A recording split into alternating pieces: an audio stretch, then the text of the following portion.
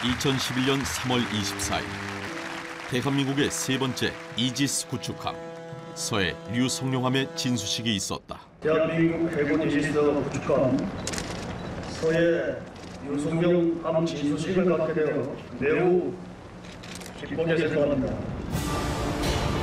바다 위의 절대자, 신의 방패, KDX-3 이지스 구축함.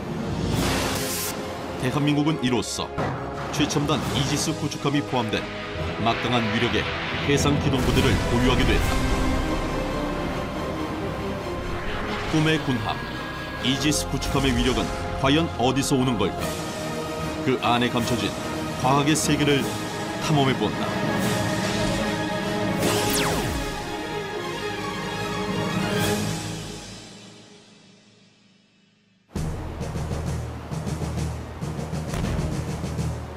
대한민국의 바다를 책임지는 해상 기동부대.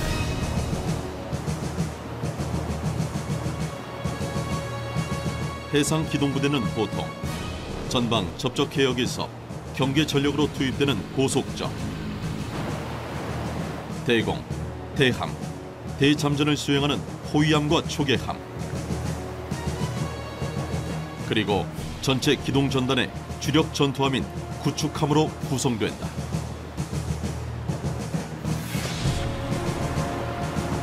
구축함은 영어로 디스트로이어, 글자 그대로 대함, 대잠, 대공 등 다방면의 공격 능력을 가진 군함을 가리킨다. 우리나라 최초의 구축함은 1998년 취역한 3,200톤급 광개토 대왕함으로 KDX 한국형 구축함 사업의 첫 번째 결실이었다.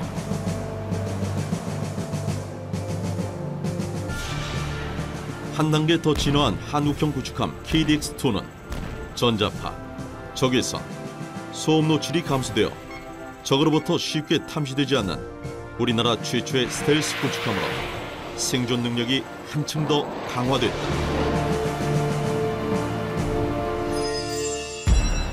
KDX-2는 충무공 이순신함을 시작으로 소말리아 해적으로부터 우리 선원들을 구출한 아덴만 여명작전의 핵심, 최영함 등이 있다.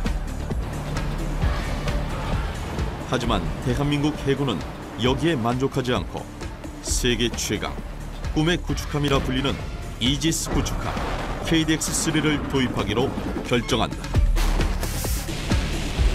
함정을 확보하는 데는 길게는 15년 정도의 장기간의 시간이 필요합니다.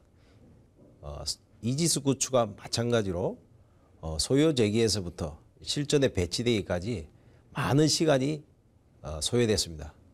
꿈의 구축함이라 불리는 이지스함은 지금부터 16년 전인 1995년에 무기체계 발전 추세와 미래전 양상 등을 고려하여 소요가 반영되었었습니다. 우리나라를 비롯한 세계 각국이 이지스 구축함을 도입하기 위해 이렇듯 노력하는 이유는 뭘까? 도대체 이지스함에는 어떤 최첨단 무기체계, 방어체계, 전투체계들이 숨어있는 걸까? 이지스함이 지닌 위력을 이해하려면 지금으로부터 60여 년 전에 있었던 한 전투부터 살펴봐야 한다. 세계 2차 대전 당시 해전 역사의 길이 남을 기이하고 놀라운 전투가 하나 있었다. 1944년 10월 필리핀 인근 엥가노 해역. 세계 역사상 가장 거대한 전함인 72,800톤의 야마토급 일본 전함 무사시오는 소규모 미군 함대와 접전을 벌인다. 모두가 세계 최대, 세계 최강의 전함 무사시가 승리할 거라 믿었다. 하지만 무사시는 미 해군의 공중 공격에 너무나 어이없게 무너지고 만다.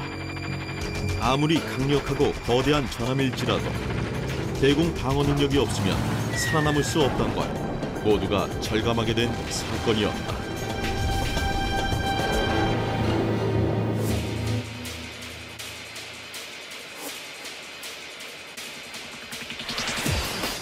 전함을 공중 공격으로부터 어떻게 보호할 것인가?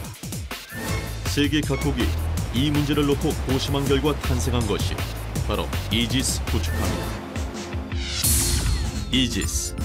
이지스는 그리스 신화에서 제우스가 딸인 아테네에게 준 방패로 최강의 방어 능력을 상징한다.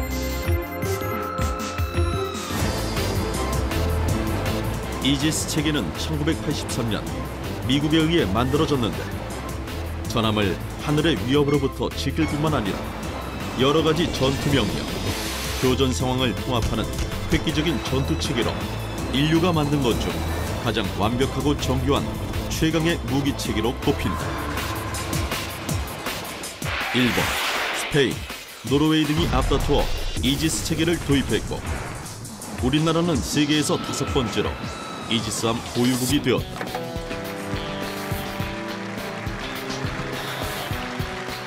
(2008년) 취역한 7,600톤급 세종대왕함이 우리나라 최초의 이지스 구축함.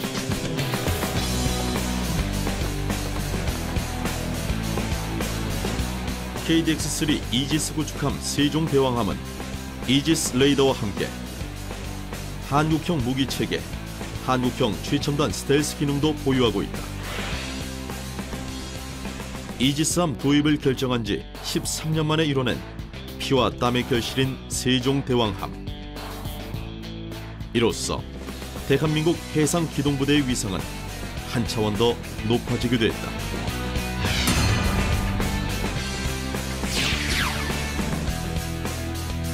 세종대왕함은 대한민국 해군의 첫 번째 이지스 구축함입니다.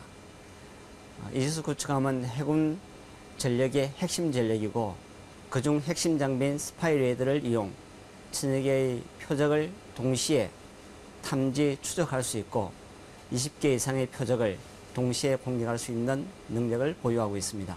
현대전 정성의 핵심 요소라고 할 수 있는 모든 요소들을 도루 갖춘 명실상부한 세계 최강의 구축함이라 할 수 있습니다.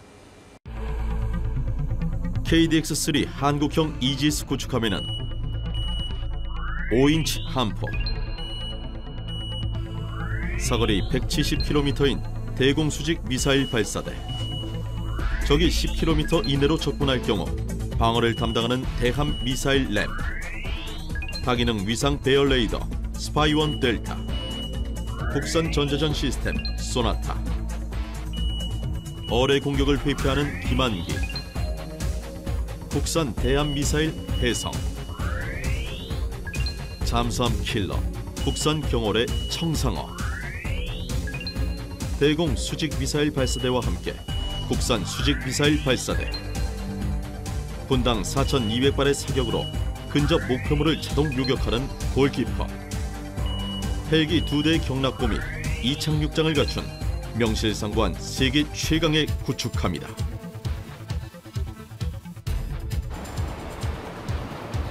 이지스함이 신의 방패라 불리는 건 스파이원 델타라는 다기능 위상 배열 레이더의 놀라운 성능 때문이다. 이 위상 배열 레이더는 언뜻 보기엔 그냥 평평한 육각형 판처럼 보이지만 수천 개의 표적을 탐지해내고 그중 1,000개 이상의 목표를 동시에 추적할 수 있으며 20개의 표적은 한꺼번에 공격이 가능하다. 수천 개의 목표를 동시에 탐지할 수 있는 믿어지지 않는 이 놀라운 능력은 과연 어디에서 오는 걸까? 스파이원 델타 레이더는 한 면이 90도씩 총 360도의 모든 구역을 완벽하게 감시할 수 있다. 각면은 4,000여 개씩, 사면에 총 16,000여 개의 소자로 구성되는데 이 소자들이 빛의 속도로 순식간에 탐지, 추적, 요격 등의 정보를 처리하기 때문에 여러 가지 임무를 동시에 수행하는 것처럼 보이는 것이다. 스파이 1D 같은 경우는 면당 한 4,000개 이상으로 되어 있습니다. 그래서 내면이니까 10,000개가 넘죠. 그래서 그 송신기에서 나오는 신호를 그 10,000가지 방향 이상으로 쪼개가지고 그 크기하고 위상을 조절해가지고 각각의 안테나 그 복사 소자를 통해서 이렇게 송신을 하고 또 그 세력을 수신하는 것입니다.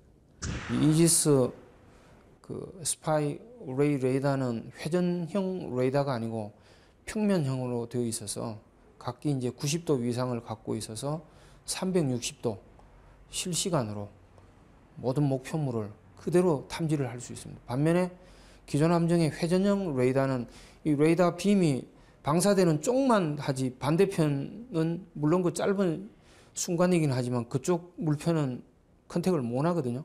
그러니까 이지스 함정은 360도 실시간으로 빔을 쏘고 받고 하기 때문에 뭐 어디 피할 방법이 없는 거죠.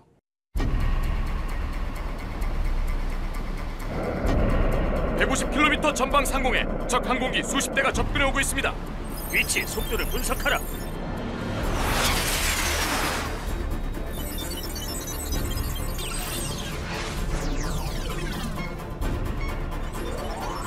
미사일 발사!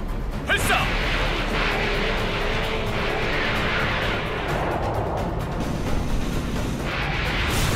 모두 격추했습니다. 적함이 여러 척 진격해오고 있습니다. 적이 미사일을 발사했습니다. 요격 미사일 스탠바이! 발사! 발사!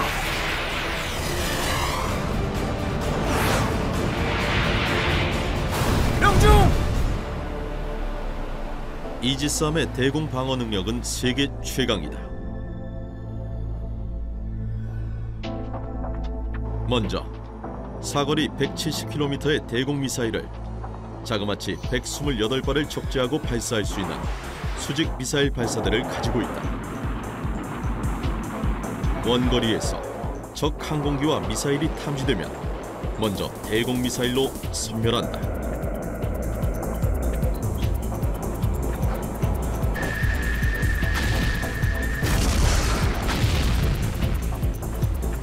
기존 군함에서는 미사일을 한 발 한 발 장전해 발사해야 했다.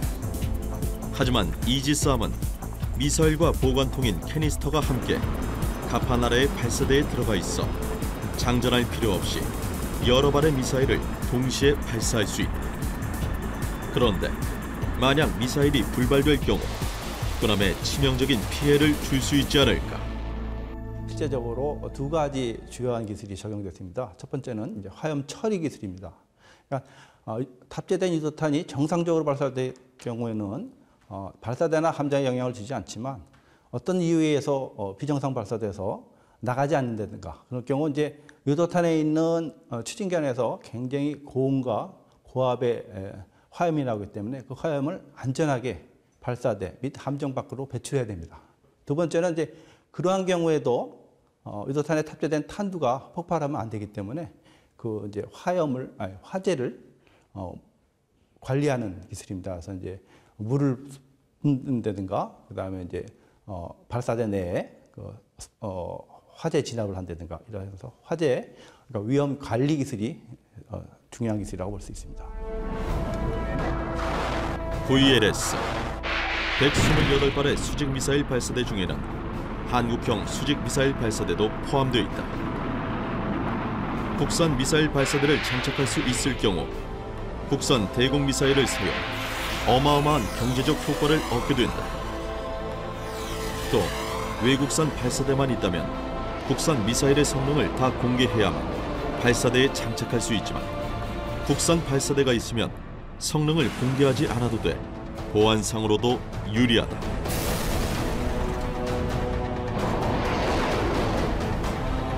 만약 10km 이내로 접근한 적기나 미사일이 있으면 21연장 미사일 발사기인 램에서 발사되는 대공 미사일로 공격한다.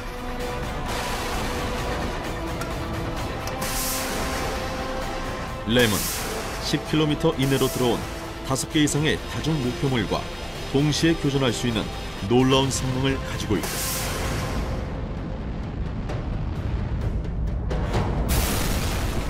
만약 램 대공 미사일을 뚫고 살아남은 적기나 미사일이 이지스함을 향해 다가오고 있다면 그땐 이지스함의 완벽 방어 시스템의 최후 보루인 근접 방어 체계 30mm 대공포 골키퍼가 있다.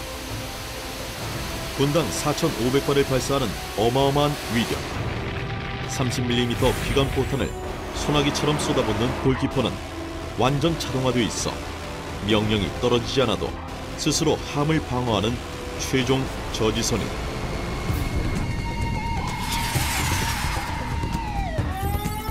이지스 구축함의 대공방어는 3단계로 이루어진다.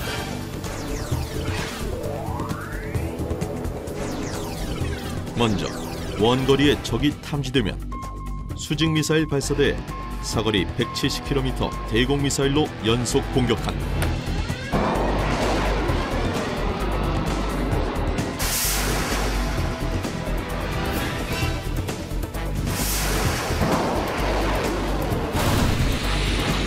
(10km) 이내로 접근한 적은 램 대공미사일로 공격.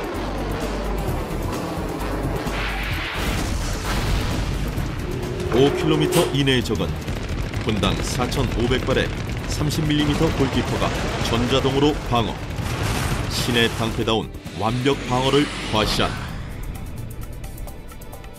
마 238호는 미사일은 이게 아무리 미사일이지만 그 바늘로 맞춘다는 게 얘기 되니까 순식간에 못 맞추니까 이제 뜯고 들어오는 게 또 생길 거란 얘기죠. 2중 3중으로 적의 공격이 오는 건 미사일이나 비행기에 도는 미사일 다 막을 수 있다는 거죠. 하늘에서의 공격을 완벽하게 막아낸 KDX-3 이지스함. 그렇다면 바다 위 수상함과의 전투는 과연 어떨까? 수상함과의 전투엔 명중률 100%를 자랑하는 대한민국 명품 함대함 순항 미사일 혜성이 등장한다. 혜성의 사거리는 150km.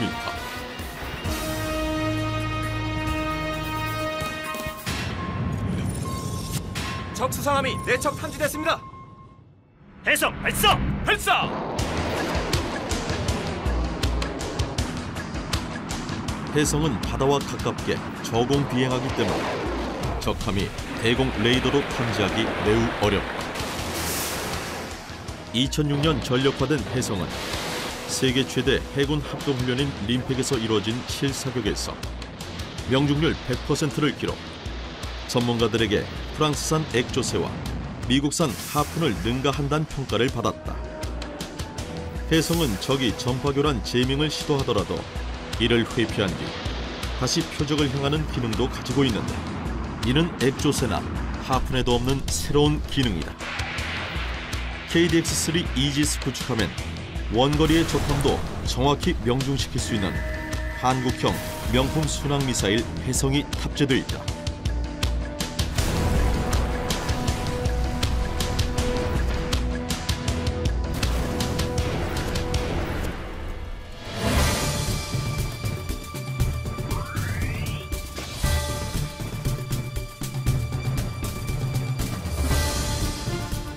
대지 공격을 담당하는 5인치 함포는 최대 사거리 36km로 분당 20발을 발사, 육군 155mm 야포에 버금가는 파괴력을 지녔다.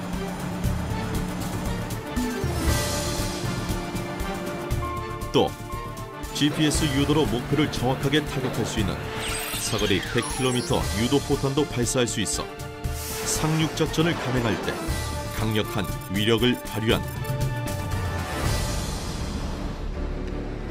수상함에 있어 가장 큰 위협은 역시 바닷속에 숨어 있다가 느닷없이 갑자기 나타나 공격하는 잠수함.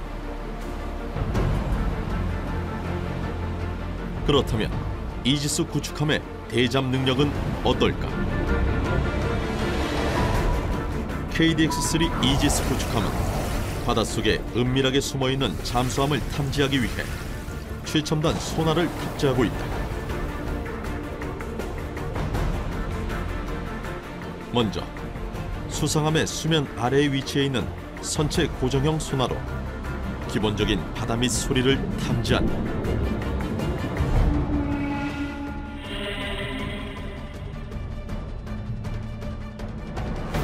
그리고 보다 깊은 바닷속 소리는 선배열 예인 소나인 흑룡으로 잡는다. 폴리우레탄의 그 호스에 그 안에 하이드로폰을 수백 개, 어떤 수천 개 이렇게 쭉 일정한 균일한 간격으로 배치를 해서 그 안에서 신호를 수신해서 증폭을 하고 그걸 디지털 신호로 만들어서 우리가 보통 이 쓰는 디지털 텔레메트리, 디지털 통신 방식을 이용해서 함으로 전송을 하게 되는데 최대 길이 2km가 넘는 국산 최첨단 수중소나 흑룡은 깊은 바닷속 소리까지 모두 탐지해 먼 곳에 위치한 잠수함도 알아낸다. 점점 조용해지는 잠수함을 효과적으로 탐지하기 위해서는 한 개의 소나만을 이용하기보다는 수상함, 대잠 항공기, 대잠 헬기 등에 탑재된 여러 개의 소나를 네트워크로 연결하는 합동작전을 펼쳐 깊은 바다 곳곳의 소리를 그물망처럼 탐지, 은밀하게 숨어있는 잠수함도 정확하게 잡아낼 수 있다. 그렇다면 탐지한 잠수함을 어떻게 공격할까?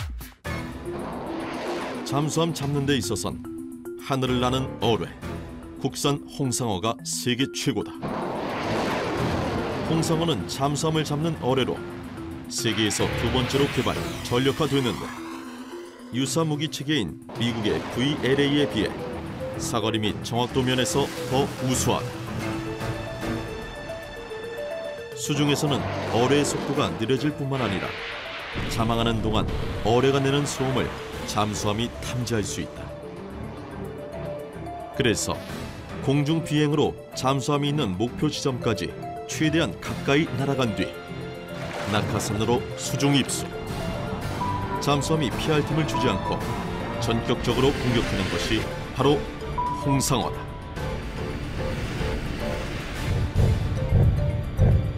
홍상어는 1.5m 두께의 특수 합금도 뚫을 수 있는 파괴력을 가지고 있다.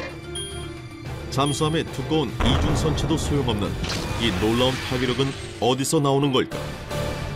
탄두 기술은 지향성 탄두라고 해가지고 들어가는 탄약을 우리 레이저 쏘듯이 한쪽 방향으로 성형을 시켜가지고 이제 그 앞에 깔때기 모양의 이제 라인을 대가지고 그거에 깔때기 모양을 설계함으로써 이제 레이저 빔의 그 다이아미터라든가 압력이라든가 온도를 조절할 수가 있는 거죠. 그래서 그거를 작은 탄두로 두꺼운 잠수함을 뚫으려니까 할 수 없이 지향성 탄두를 만든 겁니다.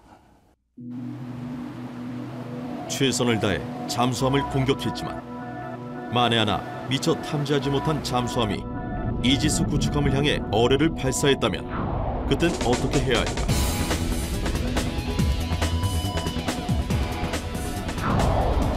이럴 땐 어뢰의 방향을 다른 곳으로 유도하기 위해 기만기를 사용한다. 기만기는 어뢰가 소리를 추적한다는 점을 역이용. 군함에서 멀리 떨어진 곳에서 소리로 어뢰를 유도한다. 그러면 어뢰는 방향을 바꿔 이지스함 대신 기만기를 공격하게 된다. 기만기는 적 어뢰가 공격해오면 소음을 내어서 아함을 탐지 못하도록 하는 기능을 또 가질 수도 있고, 또는 엉뚱한 방향에서 소음을 만들게 하여 어뢰가 그 방향으로, 적 어뢰가 그 방향으로 공격하도록 해서 아함의 생존권을 확보하는 그런 역할을 하게 됩니다. 그래서 어뢰와 기만기는 바로 창과 방패라고 할 수가 있습니다. 수중 전력과 수상 전력의 대결. 창과 방패의 경쟁 속에서 어뢰는 끊임없이 진화했다. 보통 구축함과 어뢰의 최고 속도는 비슷하다. 그러나 최근 바닷속을 엄청난 속도로 그야말로 날아가는 궁극의 어뢰, 초공동 어뢰가 개발되고 있다. 어뢰가 물에서 받는 저항은 공기의 약 1000배. 그런데 기포로 어뢰를 감싸면 저항이 사라져 바닷속을 시속 800km로 자망할 수 있게 된다. 수중 운동체가 물속을 굉장히 빨리 달리면 앞부분의 그 형상에 의해서 쉬프 캐비테이션이라고 하는 초공동이 발생하게 됩니다. 그 초공동이라고 하면 큰 기포라고 생각을 하시면 됩니다. 그 기포 속을 달리는 그런 방식을 채택하기 때문에 속도가 굉장히 빠릅니다. 근데 그 초공동 어뢰를 만들기 위한 그런 어떤 핵심 기술이라고 하면 초기에 그런 공동이 생기기 위해서 굉장히 고속으로 발사시켜야 되는. 수중과 수상, 창과 방패의 싸움에서 최후의 승자가 누가 될지 아직 예단할 수는 없다. 왜냐하면 이지스함도 계속 진화하고 있기 때문이다. 이지스함을 처음 만든 건 미국이지만 세계 최고의 조성 기술을 가진 대한민국은 이지스함을 한 차원 더 진화시켜 세계 최강의 이지스 구축함을 탄생시켰다. KDX-3 이지스 구축함은 적의 탐지를 최소화하는 스텔스 기능을 강화하여 적이 이지스함을 탐지할 경우에도 실제보다 훨씬 작게 어선 정도의 크기로 파악하게 된다.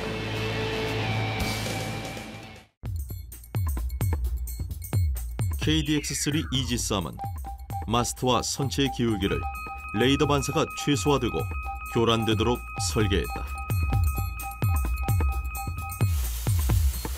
그리고 외부로 돌출된 부분들을 최대한 없애고 표면을 극도로 단순화했다.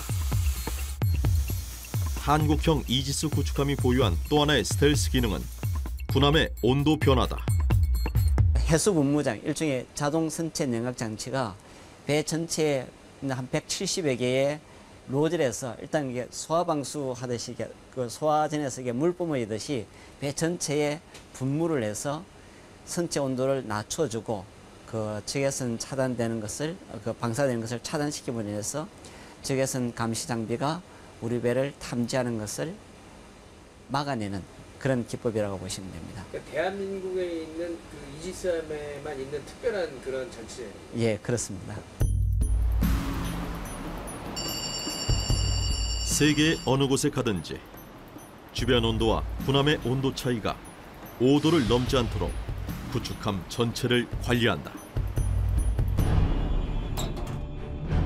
이러한 최첨단 온도관리 시스템으로 대한민국 이지스함은 적외선 탐지 장치에 잡히지 않는 그야말로 유령같이 두려운 최강의 구축함이 되었다.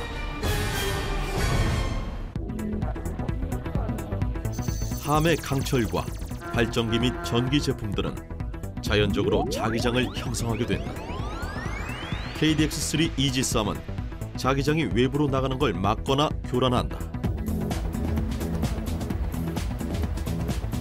그야말로 2중 3중으로 적의 탐지를 제한하고 있는 것이다. 여기에 마지막으로 더해지는 스텔스 기능이 바로 소음 제거다. 소음을 일으키는 구조물마다 소음을 흡수하는 특수 장비를 설치하고 그래도 소음이 발생하면 입구를 막아 차폐시켜버린다. 이렇게 해서 만재 배수량 10,000톤이 넘는 거대한 함정이 최소한의 소음으로 조용히 은밀하게 항해할 수 있게 되는 것이다. KDX-3의 크기는 폭 21.4m, 길이 165m, 63빌딩보다 길다. 하지만 적에겐 정말 탐지하기 힘든 가장 두려운 존재이다. 만약에 이런 수많은 기능에도 불구하고 이지스함 공격에 성공한 미사일이 생긴다면 KDX-3 이지스함은 미국 이지스함에도 없는 폭발 강화 격벽을 설치, 함의 생존 능력을 한층 향상시켰다. 전함의 생존 능력을 향상시킨 또 다른 기술이 있다. 한국형 이지스함의 만재 배수량은 10,000톤이 넘어 미국 이지스함 만재 배수량의 9,200톤보다 800톤 이상 더 크다. 그래서 함의 선형을 선택하는 데 있어 변화가 필요했다. 어떤 선형을 시도할 것인가? KDX-3는 미국 이지스함처럼 폭이 좁고 긴 세장형 대신 함의 폭은 더 넓고 길이는 더 짧은 형태로 바꿨다.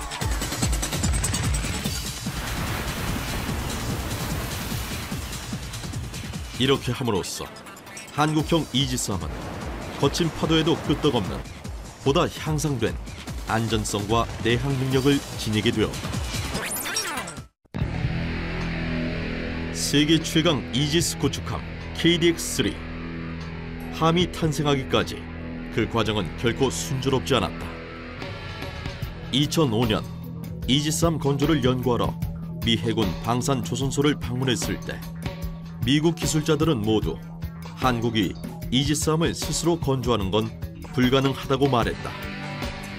이지스함 건조에 있어서 가장 큰 난관은 바로 이지스 체계를 탑재한 이지스 타워. 이지스 타워는 극도로 민감한 최첨단 장비로 배를 다 건조한 이후에 설치해야 하기 때문에 고도의 정밀 작업을 필요로 한다. 폭이 한 20m, 그다음에 길이 방향도 한 20m, 높이는 한 3층, 이런 어떻게 보면 큰 빌딩 하나인데 그 스파이 어레이 레이더가 정확하게 그 각각의 위치를 유지하려 그러면 그 평면 레이더가 붙는 선체가 뒤틀리면 되지 않습니다. 또 그 순간만 뒤틀리는 게 안 뒤틀리는 게 아니고 앞으로도 뒤틀리지 않으려 그러면 그 강도가 굉장히 그 단단하게 유지가 되어져야 되고, 그리고 이게 낮하고 밤하고 그 태양이 왼쪽에 있나 오른쪽에 있나 해갖고 그것도 아주 미묘하게 철판이 수축 팽창을 합니다. 그래서 이지스 타워 같은 경우에는 그 정도 체크를 낮에 안 하고 밤에 합니다. 왜냐? 태양으로부터 열을 받지 않고 왼쪽 오른쪽이 동일한 조건에서 해야 되기 때문에. 우리나라 조선 기술이 세계 최고 수준이긴 했지만 이지스함의 건조는 또 다른 도전이었다. 1996년 설계를 시작으로 10여 년에 걸친 노력 끝에 2007년 우리나라는 최초의 이지스함 세종대왕함을 건조하는 데 성공한다. 그리고 두 번째 이지스함 율곡 2함을 제작할 때 지난 20여 년간 100여 척의 이지스함을 건조한 미국도 성공하지 못한 새로운 공법을 시도한다. 그것은 바로 블루스카이 로드아웃. 블루스카이 로드아웃은 이지스 전투체계를 블록 단계에서 선행 탑재하는 것으로 고도의 정밀성을 필요로 한다. 처음에 미국 해군은 이 방식에 대해 강력하게 반대했다. 이지스 전투체계 장비가 한 수백여 개 됩니다. 배를 다 짓고 난 다음에 배 옆구리를 뚫어서 거기 구멍으로 탑재를 하라는 겁니다. 저희가 보고는 상상이 안 되는 거죠. 왜 그러냐면 그런 공법은 옛날 저희가 한 120~30년 전에 했던 공법이거든요. 예를 들어 그 높이가 한 20에서 30m 되는 높이에 구멍을 뚫어가지고 그 장비 무게가 적게는 150kg, 큰 거는 한 2000kg가 됩니다. 그걸 갖다 구멍에 집어넣고 집어 밀어넣는다는 건 그것도 한두 개도 아니고 한 100여 개 이상을 갖다 집어넣는다는 건 만약에 떨어지면 사람이 다치든지 아니면 그거 무게도 힘들고 그런 위험한 작업이고, 그다음에 컴퓨터 시뮬레이션도 만들고, 그다음에 그 모형은 목합을 만들어 가지고 저희가 이런 식으로 나중에 탑재를 하고 장비를 보관할 것입니다. 그렇게 저희가 이제 설명을 하고 그랬는데도 이 친구들은 동의를 안 하는 거예요. 그래서 6개월 동안 저기 방위사업청하고 저희들 설득을 해가지고 설득을 했어요. 미국 해군을 설득하는 데에만 6개월. 온갖 난관을 뚫고 시도한 블루스카이 로드아웃 공법은 완벽한 성공이었다. 안전사고 하나 없이 오히려 건조 기간을 한 달 정도 단축시켰다. 2008년 우리나라는 두 번째 이지스함 KDX-3 율곡 2함을 건조하는 데 성공한다.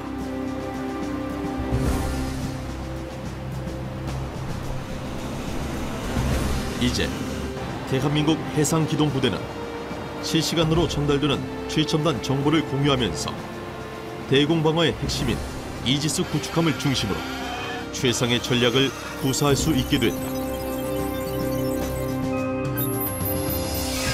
100km 전방 상공에 다수의 적기가 탐지됐습니다. 미사일 발사! 발사!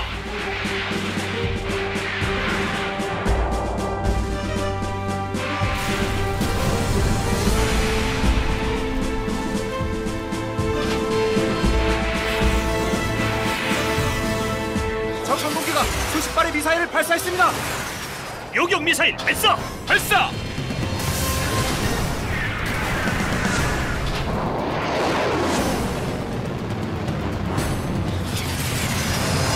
모두 명중됐습니다.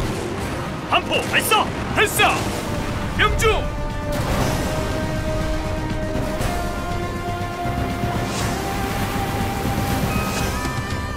5km 반경 미사일 탐지. 골키퍼 작동!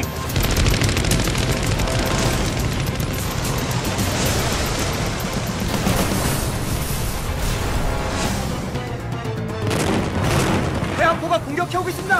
함포 발사! 발사!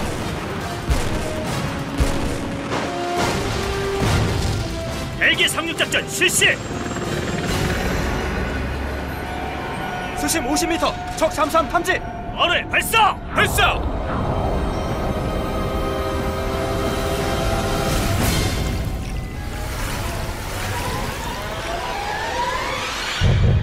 격침 성공!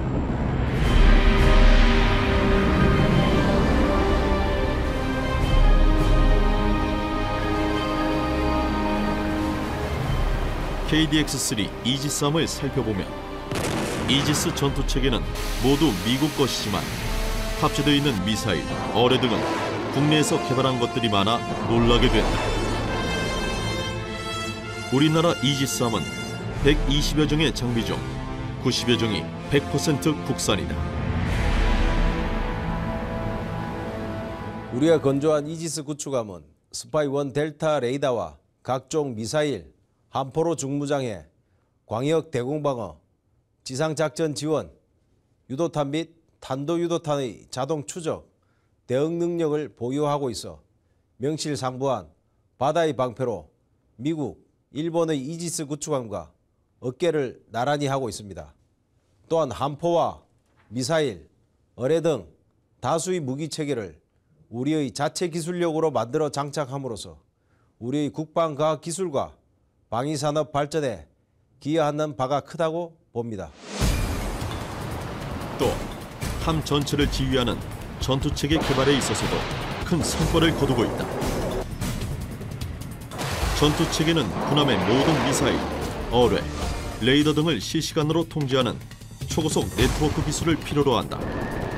선진국 중에서도 자체 전투체계를 보유한 나라는 10손가락 안에 꼽을 정도로 어려운 최첨단 기술이다. 지금 이제 함정을 하나 건조를 하면은 이 전투 체계라든지 각종 그 무기 체계가 차지하는 포지션이 사실은 뭐 한 50% 이상 됩니다.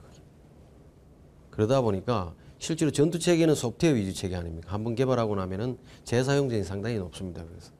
그래서 전투 체계를 팔 수만 있다고 그러면은 그 부가가치라 그럴까 그런 것들이 엄청나게 높다고 볼 수가 있죠. 국내 독자 개발을 하고 보니까 사실 뭐 선진국에 비해 가지고 그렇게 그 뒤떨어지지 않는 성능을 가지고 있다 보니까 현재는 지금 그 동남아시아권이나 동구권에서 사실은 그 수출을 많이 문의해 오고 있습니다. 전투 체계에서 가장 중요한 건 역시 센서, 안테나다. 해상 기동 부대가 서로 긴밀하게 협공을 펼치려면 최전방의 함정에서 수신한 표적 정보를 지휘 무장 통제 체계에서 효율적으로 처리하는 것이 중요하다. 우리나라에서는 최근 소형 함정용 단거리 추적 레이더 개발에 성공. 유도탄 고속함인 조천형함에 장착해 전체 해상 기동 부대의 지휘 체계를 한 단계 더 업그레이드했다. 이 레이더의 카세그레인 안테나는 보통 반사식 안테나에 반사판이 하나뿐인데 비해 반사판이 2개 들어가 있어 전체 부피가 2분의 1로 줄었다. 작으면서도 신속 정확한 것이 이 안테나가 지닌 최대 강점이다. 100km 내에 있는 표적에 대해서는 지정받은 표적에 대해서는 뭐 표적 추적 임무를 완벽하게 수행할 수 있죠.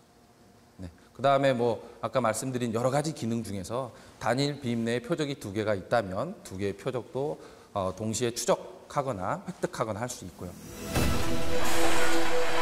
15년 전 세계에서 5번째로 이지스함의 도입을 결정한 우리나라가 이젠 컨소시엄 형태이긴 하지만 이지스함의 수출까지 기대할 수 있는 수준에 이르렀다. 세계적으로 유례를 찾아보기 힘든 도약이다. 우리나라의 KDX-3 이지스 구축함은 그 성능, 건조 능력뿐만 아니라 운영 능력 면에서도 세계 최고 수준을 자랑한다. 2010년 7월 림팩 해상훈련에서 우리 이지스 구축함은 유일하게 오차 합계가 100m 이내인 75m를 기록, 가장 우수한 함정으로 뽑혔다. 세종대왕은 지난해 14개국 2만여 명이 참가하는 세계 최대 해상훈련인 림팩 훈련에 참가했습니다. 대공, 대함, 대잠 훈련 등 분야별 작전 능력 면에서도 우수함을 인정받았지만 특별히 각국의 최신의 함정 19척이 참가한 사격 대회에서 우승하여 탑건에 선정되는 등 우수한 작전 능력을 발휘하였습니다.